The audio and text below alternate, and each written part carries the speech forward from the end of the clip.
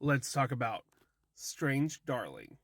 I'm not too sure what the discourse behind this film is. I kind of went into this film blind, and I was incredibly blown away by it. From the opening shots, this movie had me hooked and never let up. Now, even after leaving the theaters, I had to just ponder at what I just witnessed on screen, and I just can't stop thinking about this movie, and I think it's gonna be a movie that I'm gonna think about for a while. First off, this movie is shot incredibly well.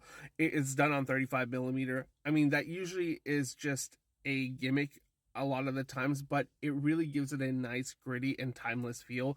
It felt like very much like a grindhouse film of the like 80s and 70s, back in that day. But it also is a modern story. It's a movie that plays with perception. It's a movie that plays about female trauma and them dealing with their own vulnerability. It's a movie that deals with expectations and subverting them at every corner. JT Molnar does an incredible job directing this film, where he plays around with timeline, in just a very intriguing and interesting way, where he sets up a scenario and you're absorbed and you think it's going one way and how they got there in a particular way, but then when he fleshes out the storyline and goes back to another point, more is revealed and you just keep being second guessing what you think is going to happen. And not only that, this movie, the acting and the performances in this movie is really good, especially by Wilda Fitzgerald. She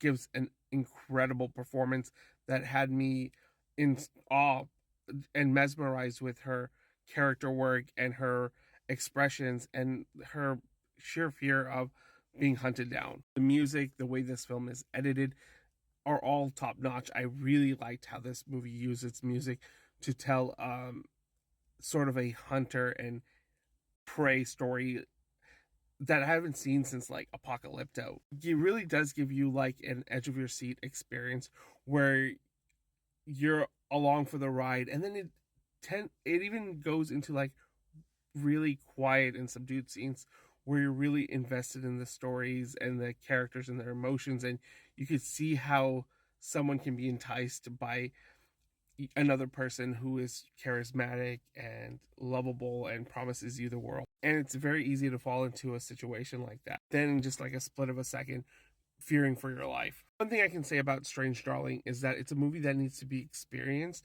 I did not know much about it going in, and I was just completely blown away.